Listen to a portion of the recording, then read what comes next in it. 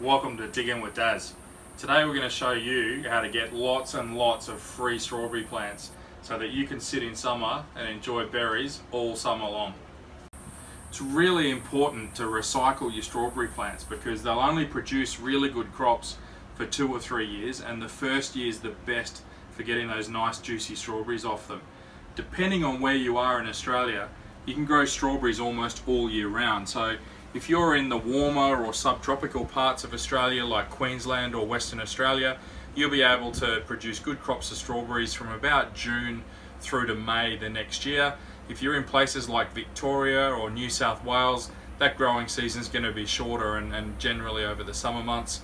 But one of the great things about strawberries is that with mulching in places like Canberra as well, where you get bad frosts, the strawberry plants won't die and they'll survive all the way through to the next year, and you can keep growing your beautiful strawberries. Alright, so let's get close and have a look at this plant and work out what it is exactly that we've got to do.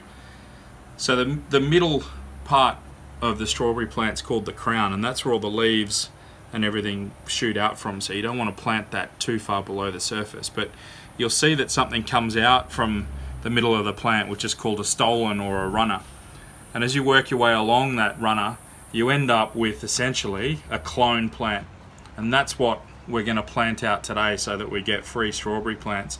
And as you go along, sometimes you get a second or a third plant even, depending on how long the runner is. So what I like to do is use just any glass jar or glass container because you can see what's happening under the water. It's great for kids, they can watch and what happens. Generally you can plant strawberries out in the garden and in the soil, and they do well when the mother plant is feeding them and growing their roots. But this is a good fun way of doing it. It also keeps everything nice and neat and tidy so that you can plant the strawberries after they've rooted back out into nice rows, so your strawberry patch doesn't get overcrowded and you can control it. So that's one of the main advantages of doing the strawberry plants this way. So what we do is essentially we've got our glass container that's filled up with water. You just go along the strawberry plant with the runners and cut the runners off. They're really soft, they're really easy to do. What you want to do is leave about 2 centimeters or 3 centimeters of this runner on the sides of the clone plant, because what it'll do is it'll help the plant stay nice and steady and stable inside of that jar or container when we dip it into the water.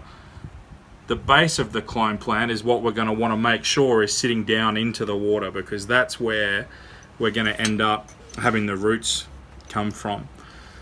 One of the other things that we'll do in a second is put some sea salt or seaweed solution into the water, which just gets some nutrients and nutrition in there and is really fantastic for root growth. Okay, so what we'll do is we'll just cut the strawberry plant away from the runners like that, leaving the 2 or 3 centimeters,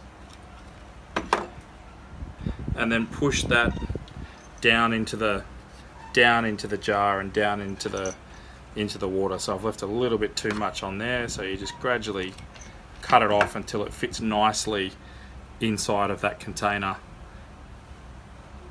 like so.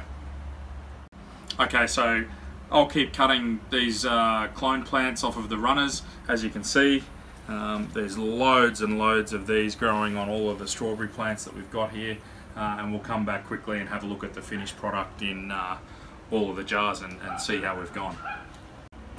So here's all the strawberry runners now in the water, with the 2 or 3 centimeters of the runner just sitting on top of each of the containers so that the base just sits nicely in the glass. So plenty of, it's a whole new strawberry patch here really, that's just come off these 4 or 5 plants that we've got in the pots here. So fantastic.